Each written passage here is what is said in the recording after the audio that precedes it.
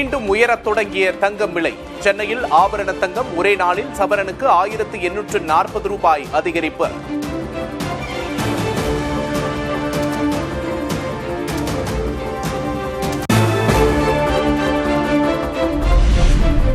வெள்ளியின் விலை கிலோவுக்கு 15,000 ரூபாய் அதிகரிப்பு. சென்னையில் 1 கிராம் வெள்ளி 300 ரூபாய்க்கு விற்பனை.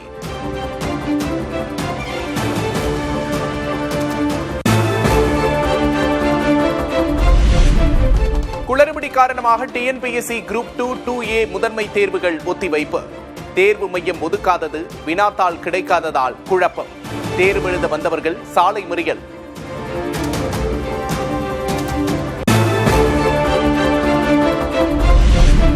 டிஎன்பிஎஸ்சி தேர்வு கட்டுப்பாட்டு அலுவலர் சண்முக சுந்தரம் மாற்றம். குரூப் 2, 2A தேர்வுகளில் குளறுபடி ஏற்பட்ட நிலையில் தமிழக அரசு நடவடிக்கை.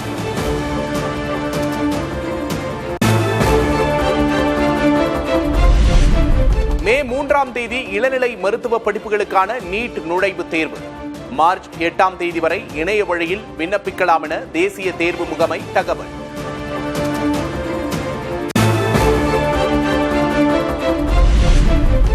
சென்னையை தொடர்ந்து பிற பகுதிகளிலும் தூய்மை பணியாளர்களுக்கான காலை உணவு திட்டம் விரிவாக்கம். திருவள்ளூர் மாவட்டம் போலிவாக்கத்தில் தொடங்கி வைத்தார் முதல்வர் மு.க. ஸ்டாலின்.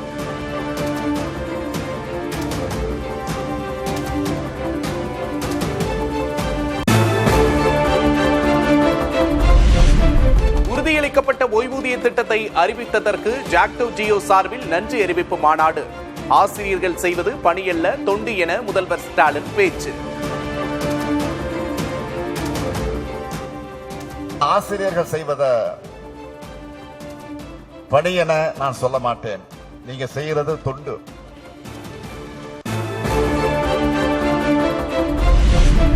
மத்திய அரசு வரி பகிர்வை குறைத்துக் கொண்டே வருவதாக முதல்வர் மு.க. ஸ்டாலின் குற்றச்சாட்டு. அதிமுக ஆட்சியில் அரசு ஊழியர்களின் உரிமை பறிக்கப்பட்டதாகவும் விமர்சனம்.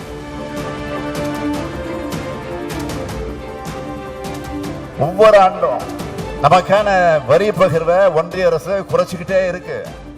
ஒன்றிய அரசுடைய திட்டங்களுக்கான நிதியை கூட குறைச்சிட்டு இருக்காங்க. வேர்வை துளி சிந்தி உழைச்ச உங்களுக்கு ரத்த கண்ணீரை வர வச்சதுதான் கருணையில்லா அதிமுக ஆட்சி. அழும் குழந்தைக்கு மிட்டாய் கொடுப்பது போல் அரசு ஊழியர்களை திமுக அரசு சமாதானம் செய்துள்ளது. உறுதியளிக்கப்பட்ட ஓய்வூதிய திட்டம் குறித்து அதிமுக பொதுச் செயலர் எடப்பாடி கே. பழனிசாமி விமர்சனம்.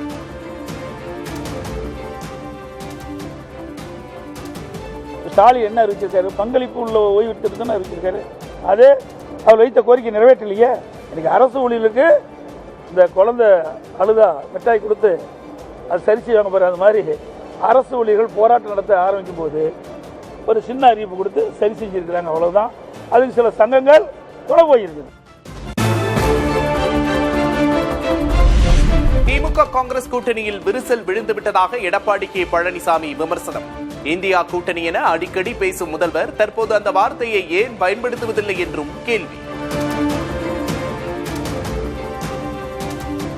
எப்பொழுது பார்த்தாலும் இந்தியா கூட்டணி சொல்லிக் கொண்டிருக்கின்ற முதலமைச்சர் ஸ்டாலின் அவர்கள் ஏன் இப்ப இந்தியா கூட்டணி பேரையே எடுக்க மாட்டேங்கிறாரு? காங்கிரசுக்கும் திமுகவும் உட்கட்சி பூசல் வந்துடுது. ஆக கூட்டணியில் விரிசல் ஏற்பட்டது உண்மைதானே?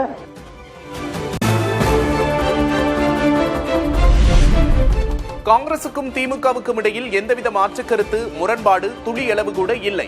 கூட்டணி தொடர்பாக பேசி தீர்த்துக் கொள்வோம் என செல்வ பெருந்தகை பேட்டி. தோழமை உணர்வோடு கேட்கிறோம். பேசி தீர்த்து கொள்வார்கள். அதுல முரண்லாம் கிடையாது. எந்தவித கருத்து வேறுபாடும் எந்தவித முரணும் எங்களுக்கும் திராவிட முன்னேற்ற கழகத்தும் துளி அளவும் இல்லை. தமிழக பாஜகவில் நிலவும் உட்கட்சி பூசலுக்கு தீர்வு காண தேசிய தலைமை திட்டம். பிரச்சனைகள் தொடர்பாக ஆலோசிக்க மேலிட தலைவர் PL சந்தோஷ் இன்று சென்னை வருகை என தகவல்.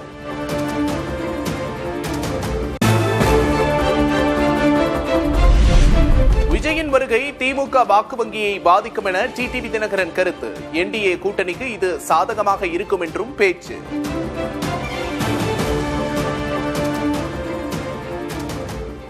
திரு விஜய் அவர்கள் வந்திருப்பதன் மூலம் அதை விட அதிகமான பாதிப்பு ஏற்படக்கூடிய சூழ்நிலை நிலவுவதால் தான் இந்த சர்வே எடுக்கிறீங்க, இந்த ஊடகத்தில் உள்ள சீனியர்கள் எல்லாம் சொல்றீங்க. குறிப்பாக திமுக வாக்கு வங்கியை பெருமளவில் பாதிக்கும் என்பதுதான் எங்களது அனுபவத்திலும் நாங்கள் கேள்விப்படுகிற கருத்து. எங்களுக்கு அந்த பாதிப்பு இருக்காது. உறுதியாக அதை எங்கள் வெற்றிக்கு உதவி செய்யும்.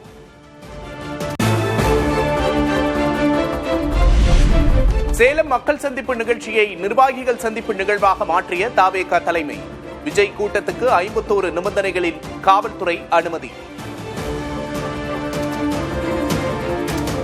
சேலம் மாவட்ட தமிழக வெற்றிக் கழகம் சார்பாக மக்கள் சந்திப்பு கூட்டம் ஏற்பாடு செஞ்சிருந்தோம். அதுக்கு சில கால அவகாசங்கள் இல்லாத காரணத்தினால அதை மாற்றி கழக நிர்வாகிகள் சந்திப்பு கூட்டம்.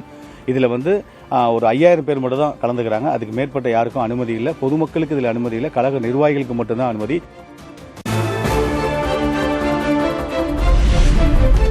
திமுக ஆட்சியில் மக்களுக்கு பாதுகாப்பு இல்லை என ஐஜேகே நிறுவனர் பாரிவேந்தர் குற்றச்சாட்டு.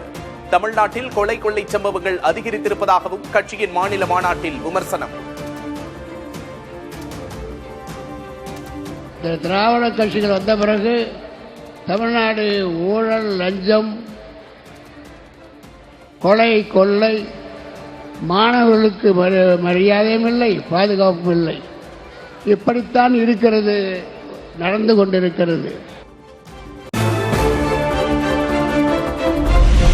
ஆட்சியில் அமர்வோர் ஊழல் செய்ய இந்திய ஜனநாயக கட்சி அனுமதிக்காது. ஊழல் ஒழிக்கப்பட வேண்டும் என்பதை செய்து காட்டியவர் பாரிவேந்தர் என ரவி பச்சமுத்து பேச்சு. ஆட்சியில் அமர்பவர்கள் ஊழல் செய்வதற்கு ஒருபோதும் ஈடாது இந்திய ஜனநாயக கட்சி அனுமதிக்காது. அவர் அதை செய்தும் காட்டினார். கோட்டையில் இருப்பவர்கள் கொள்கை அடிப்படையில் வாழ்கிறார்களா? திமுக அரசு மீது நயினார் நாகேந்திரன் விமர்சனம். ஆனால் நீங்க கோட்டையில் இருக்கிறவர்கள் கொள்கை அடிப்படையில் வாழ்கிறார்களா? இல்லை. டாஸ்மாகை மூடுவோம் என்று சொன்னார்கள், மூடினார்களா? இல்லை. டாஸ்மாகை படிப்படியாக குறைப்போம் என்று சொன்னார்களே, செய்தார்களா? இல்லை.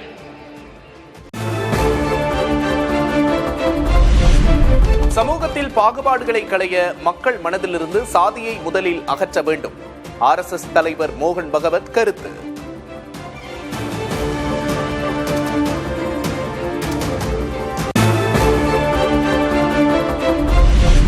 வரிப்பகிர்வின் போது தென் மாநிலங்கள் அதிகம் பாதிக்கப்படுவதாக ஆந்திர முதல்வர் சந்திரபாபு நாயுடு அதிருப்தி. சிறப்பாக செயல்பட்டும் மக்கள் தொகை கட்டுப்பாட்டால் வரி வருவாய் கிடைப்பதில்லை என்றும் ஆதங்கம்.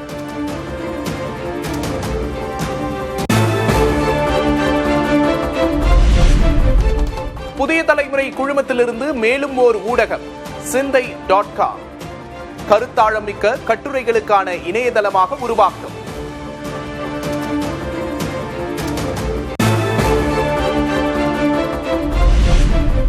சென்னை மற்றும் புறநகர் பகுதிகளில் 2வது நாளாக இன்றும் அடர்பனி. கிருஷ்ணகிரி மாவட்டம் ஊத்தங்கரை பகுதியில் சாலையில் பனிமூட்டம் நிலவியதால் வாகன ஓட்டிகள் அவதி.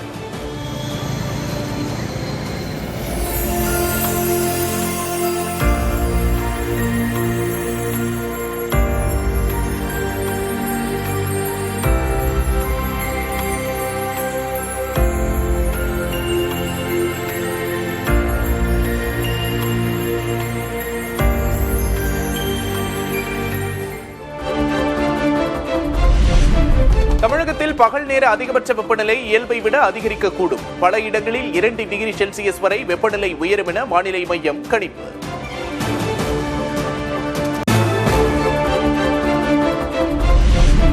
நாமக்கல் போதமலை அடிவாரத்தில் உள்ள கள்ளவழி கருப்பனார் கோவில் திருவிழா கோலாகலம். விடிய விடிய ஆண்கள் மட்டுமே சமைத்த அசைவ விருந்து.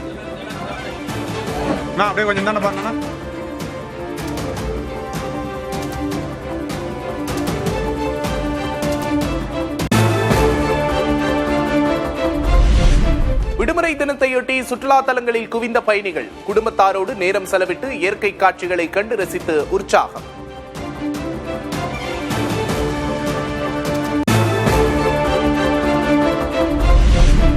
இத்தாலியில் ஆல்ப்ஸ் மலைத்தொடரில் ஏற்பட்ட திடீர் பனிச்சரிவு. பனிச்சறுக்கு பயிற்சியில் ஈடுபட்டிருந்த 3 வீரர்கள் உயிரிழந்த சோகம்.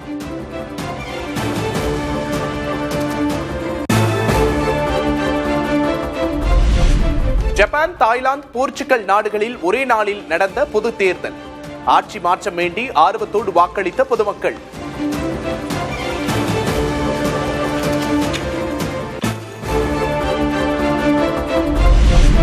T20 உலகக்கோப்பை லீக் போட்டியில் போராடி வெற்றி பெற்ற இங்கிலாந்து அணி இறுதி வரை பரபரப்பாக நடந்த ஆட்டத்தில் நேபாளத்தை 4 ரன்கள் வித்தியாசத்தில் வீழ்த்தி வெற்றி.